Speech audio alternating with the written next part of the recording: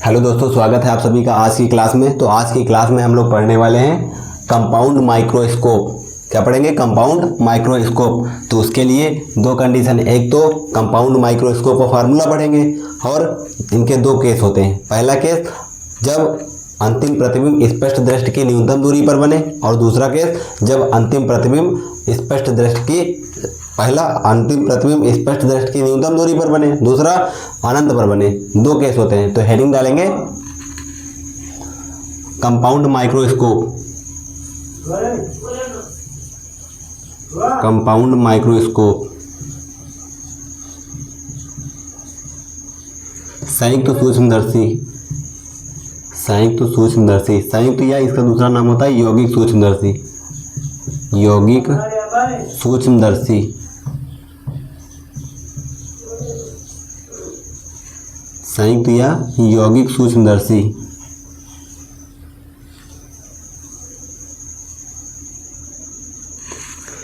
तो इसकी क्या बताएंगे? संयुक्त सूक्ष्मदर्शी क्या होती है, इसके बारे में वैसे हम लोग पढ़ चुके हैं, लेकिन बता देते हैं संयुक्त सूक्ष्मदर्शी होती क्या है। तो बताएंगे यह एक ऐसा प्रकाशिक यंत्र है जिसकी सहायता से हमें जो छोटी वस्तुएं, जैसे जो वस्तुएं माइक्रोन व एंगस्ट्रॉम में हो, कहने का मतलब 10⁻⁻6 मीटर या 10⁻⁸ मीटर में हो, तो ऐसी वस्तुओं का आवर्धित प्रतिबिंब, इससे बड़ा प्रतिबिंब देखने में प्रयोग होता है। किसका? तो बताएंगे कंपाउंड माइक्रोस्कोप का।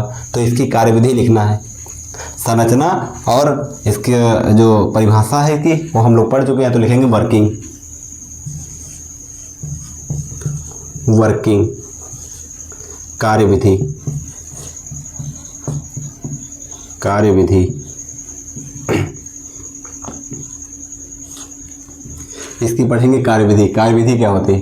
तो लिखेंगे कार्यविधि में कि हमें जिस वस्तु का आवर्धित प्रतिबिंब देखना है उसे अभिदृश्यक लेंस के प्रकाशीय केंद्र तथा प्रथम फोकस से कुछ दूरी पर रख देते हैं, जिससे इस वस्तु का प्रतिबिंब A1 B1 प्राप्त होता है। यह प्रतिबिंब आईपीज लेंस के लिए आभासी वस्तु का कार्य करती है। यह प्रतिबिंब आईपीज लेंस के लिए आभासी वस्तु का कार्य करती है और जिसके द्वारा बना प्रतिबिंब A2 B2 है।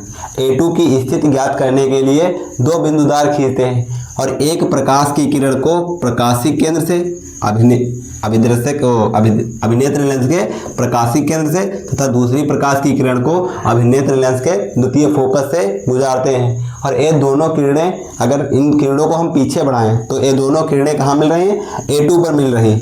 अतः इससे सिद्ध होता है कि जो आभासी वस्तु है उसके द्वारा जो बना प्रतिबिंब A2 B2 है, यह आभासी होता है। कैसा होता है? आभासी, सीधा एवं आकार में उससे बड़ा होता है। और जो वास्तविक वस्तु रखी है, जो AB वस्तु रखी है, इसके सापेक्ष अगर देखें तो उल्टा बनता है। कैसा बनता है? तो AB वस्तु रखी है, उल्टा बनता है A2 B2। तो बताएंगे कि आभासी, इसकी कार्यविधि में क्या लिखेंगे? बताएंगे हमें जिस वस्तु का आवर्धित प्रतिबिंब देखना है उसे अभिदर्शक लेंस के प्रकाशीय केंद्र तथा प्रथम फोकस से कुछ दूरी पर रख देते हैं, जिससे इस वस्तु द्वारा बना प्रतिबिंब A1 B1 प्राप्त होता है। यह प्रतिबिंब आईपीज लेंस के प्रकाशीय केंद्र तथा प्रथम फोकस के बीच बनता है। फिर बताएंगे कि तथा आभासी वस्तु का कार्य करती है। अब आईपीज लेंस के लिए आभासी वस्तु का कार्य करती है जिसके द्वारा बना प्रतिबिंब A2 B2 है। A2 की स्थिति ज्ञात करने के लिए दो बिंदुदार खींचते हैं। एक प्रकाश की किरण को अभिनेत्र लेंस के प्रकाशीय केंद्र तथा दूसरी प्रकाश की किरण को अभिनेत्र लेंस के द्वितीय फोकस से गुजारते हैं। इन किरणों को पीछे बढ़ाने पर ये दोनों किरणें एक दूसरे को बिंदु A2 पर प्रतिच्छेद करती हैं, या इन किरणों को पीछे बढ़ाने पर A2 पर मिलती हैं, जहां A2 B2 प्रतिबिंब बनता है। यह प्रतिबिंब आभासी वस्तु के लिए सीधा तथा वास्तविक वस्तु के लिए उल्टा एवं आकार में वस्तु से बड़ा होता है। तो यही लिखना है। इसमें लिखेंगे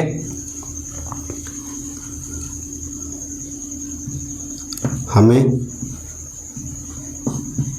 जिस वस्तु का आवर्धित प्रतिबिंब देखना है, आवर्धित प्रतिबिंब देखना है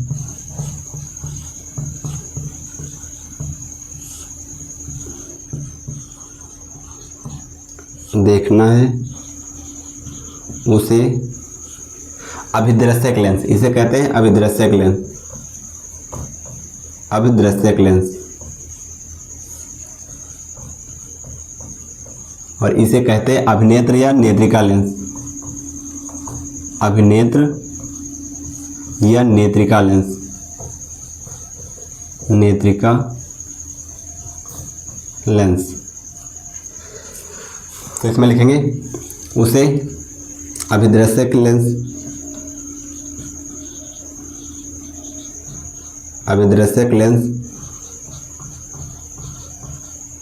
अभिदृश्यक लेंस के प्रकाशीय केंद्र तथा प्रथम फोकस से कुछ दूरी पर रख देते हैं। तो लिख देंगे अभिदृश्यक लेंस तथा अभिदृश्यक लेंस के प्रकाशीय केंद्र, के प्रकाशीय केंद्र, केंद्र तथा प्रथम फोकस से कुछ दूरी पर रख देते हैं, प्रथम फोकस से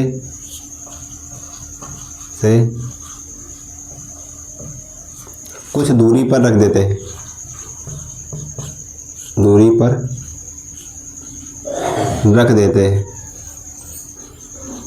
रख देते हैं, जिससे इस वस्तु द्वारा, इस वस्तु द्वारा, वस्तु द्वारा बना प्रतिबिंब, प्रतिबिंब A1 B1 प्राप्त होता है, प्राप्त होता है, जिससे इस वस्तु द्वारा बना प्रतिबिंब A1 B1 प्राप्त होता है।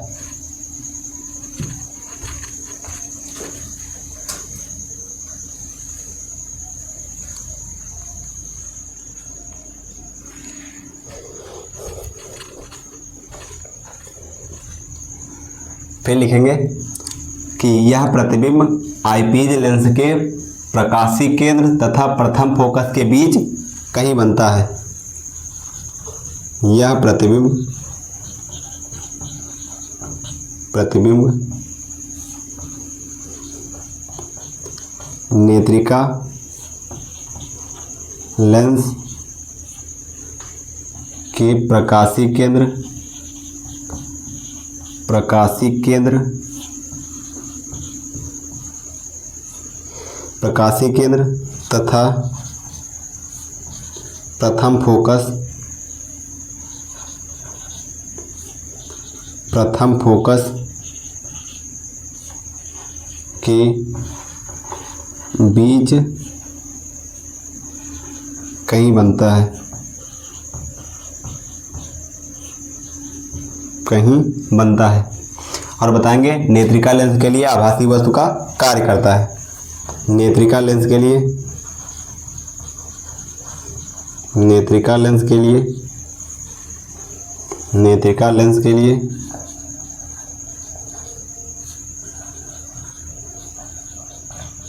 लिए आभासी वस्तु का कार्य करती है, आभासी वस्तु का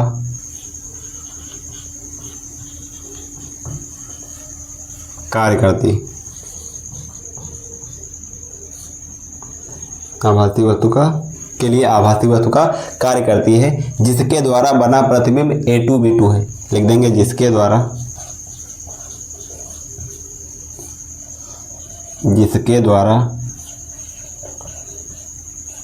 बना प्रतिबिंब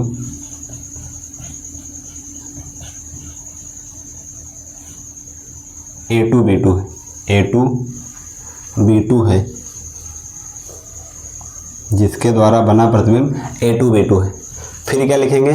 फिर लिखेंगे A2 की स्थिति ज्ञात करने के लिए दो बिंदुदार खींचते हैं और एक प्रकाश की किरण को प्रकाशीय केंद्र से तथा दूसरी प्रकाश की किरण को अभिनेत्र लेंस के द्वितीय फोकस से गुजारते हैं। तो लिखेंगे इसके आगे,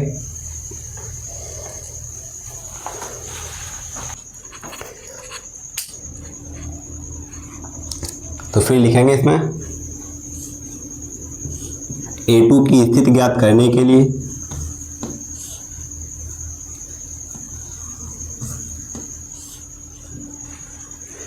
लिखेंगे क्या कि A2 की स्थिति ज्ञात करने के लिए, A2 की स्थिति ज्ञात करने के लिए A2 की स्थिति ज्ञात करने के लिए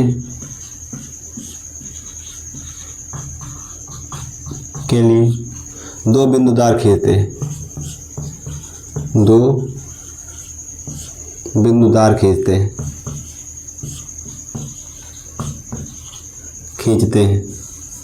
A2 की स्थिति ज्ञात करने के लिए दो बिंदुदार खींचते हैं, जिसमें एक प्रकाश की किरण को एक प्रकाश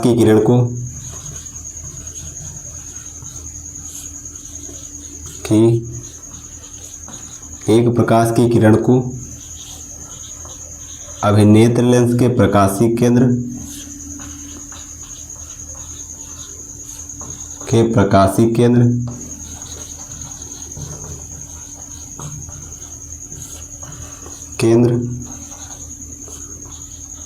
तथा दूसरी प्रकाश की किरण को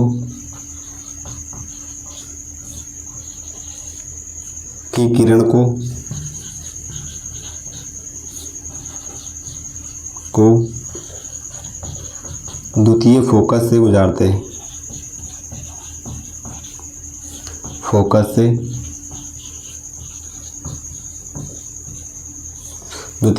से गुजारते हैं, इन किरणों को पीछे बढ़ाने पर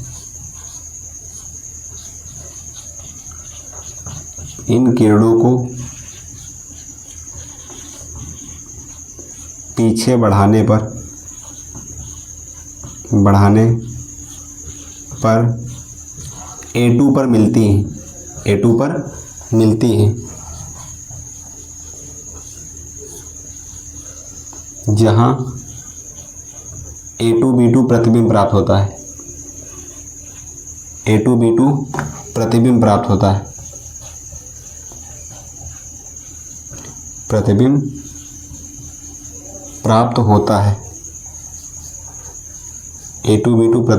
होता है।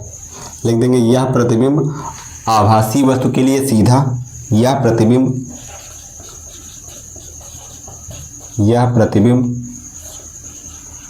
आभासी वस्तु के लिए सीधा,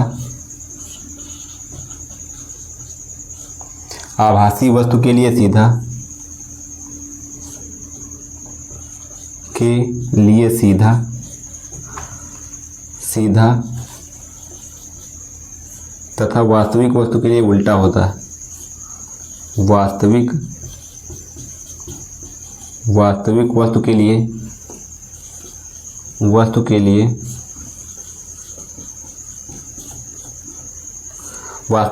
लिए उल्टा प्राप्त होता है, यह उल्टा बनता है।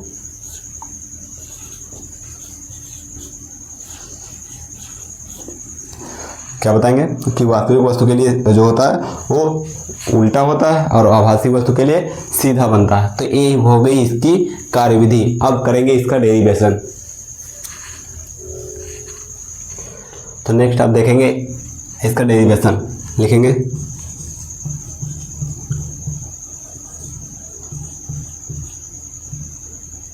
व्युत्पत्ति।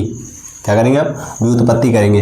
तो इसमें m बराबर होता है बीटा बाई अल्फा के, m बराबर बीटा बाई अल्फा के, क्योंकि हम बता चुके हैं। देखिए आवर्धन क्या होता है, बीटा बाई अल्फा के होता है। m बराबर बीटा बाई अल्फा के।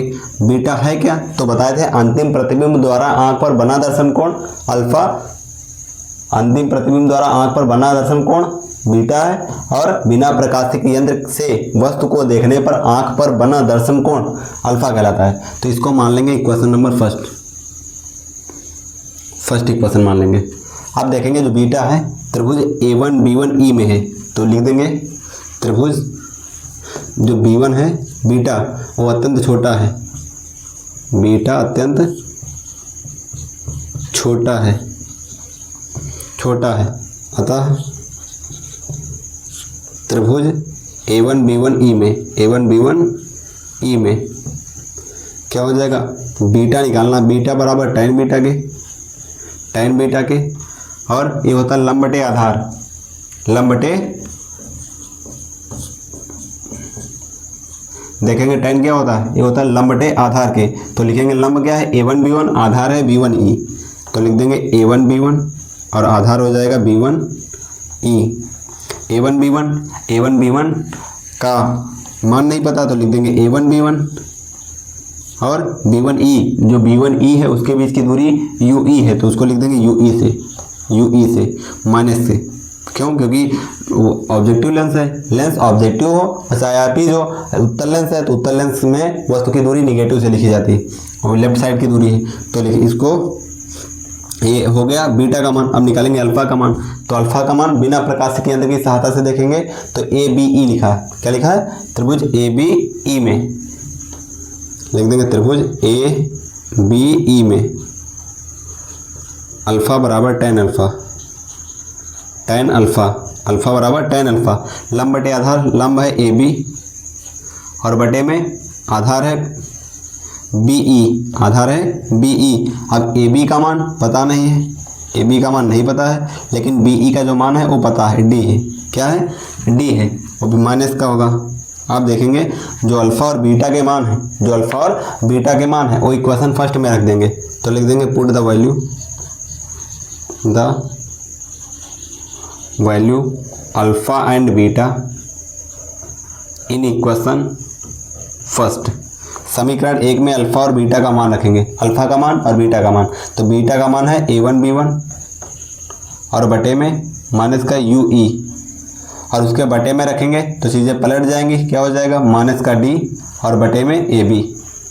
इसको कुछ ऐसे लिख लेंगे a1 b1 और बटे में ab बराबर में, इधर माइनस से माइनस कट जाएगा तो यहाँ होगा d, इंटू में आ जाएगा d और बटे में ue।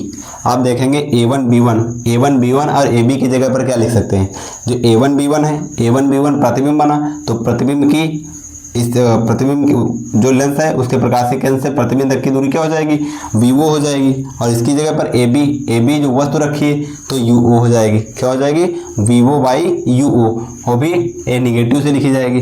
तो माइनस का vo बाई uo इंटू में d बाई ue, ये आया m का मान। इसको मान लेंगे इक्वेशन सेकंड। अब पहली कंडीशन क्या है, पहला केस है कि जब अंतिम प्रतिबिंब स्पष्ट दृष्टि की न्यूनतम दूरी पर बने। तो लिख देंगे जब अंतिम प्रतिबिंब स्पष्ट दृष्टि की न्यूनतम दूरी पर बने, पहला केस। फर्स्ट केस है जब अंतिम प्रतिबिंब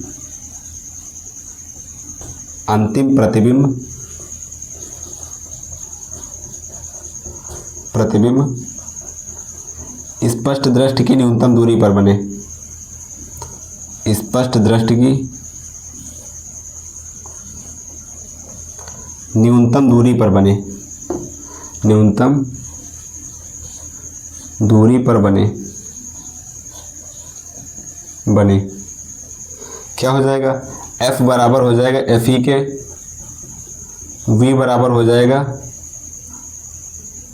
ve के, v बराबर हो जाएगा माइनस के d के, u बराबर हो जाएगा प्लस ue के, माइनस ue के। लिखेंगे लेंस के सूत्र से, तो लिख देंगे लेंस के सूत्र से, लेंस के सूत्र से। लेंस का सूत्र क्या होता है, लेंस का सूत्र होता है 1/f 1/b और माइनस में 1/u होता है, क्या होता है 1/f is equal to 1/b minus 1/u होता है। अब मान रख देंगे u की जगह पर माइनस ue, f की जगह पर fe, तो क्या हो जाएगा, इसकी जगह पर जब मान रखेंगे तो बनेगा 1/fe बराबर, इसकी जगह पर d होगा तो 1/ माइनस का d, और यहाँ मान रखेंगे माइनस का तो माइनस माइनस हो जाएगा प्लस का 1/ue का मान निकाल लेंगे, तो हो जाएगा 1/FE, और ये इधर जाएगा तो प्लस का हो जाएगा 1/D। अब ये जो मान आया 1/UE का वो रख देंगे समीकरण 2 में। तो जब 1/UE का मान रखेंगे तो क्या हो जाएगा, D के इंटू में लिखा जाएगा 1/FE प्लस 1/D, तो लिख देंगे बाई इक्वेशन सेकंड समीकरण 2 के द्वारा। समीकरण 2 क्या है, समीकरण 2 में दिया गया m बराबर माइनस का VO/U और इंटू में दिया है D/UE। फिर आगे देखेंगे समीकरण 2 में रखेंगे इसका मान। तो जब समीकरण 2 लिखेंगे तो लिख देंगे m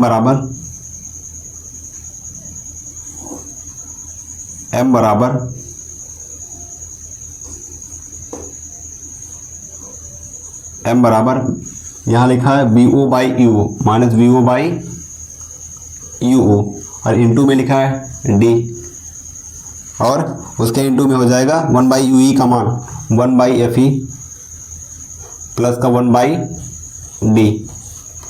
अब क्या होगा, D से जब गुणा करेंगे तो यहाँ D आ जाएगा, यहाँ D आएगा, D से D कट जाएगा, तो बनेगा m बराबर माइनस VO/U और इंटू में 1 प्लस D/FE, 1 प्लस D/FE, यही निकालना था,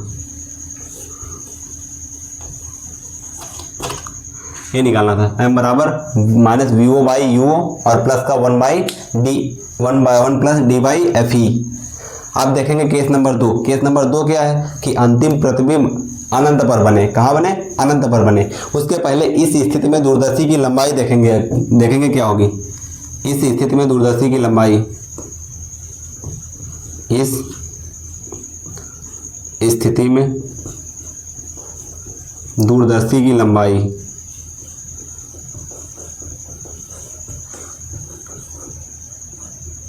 स्थिति में दूरदर्शी की लंबाई क्या होगी, तो क्या हो जाएगी VO और प्लस में जोड़ देंगे UE, तो दोनों को मिलाएंगे तो क्या बनेगा VO प्लस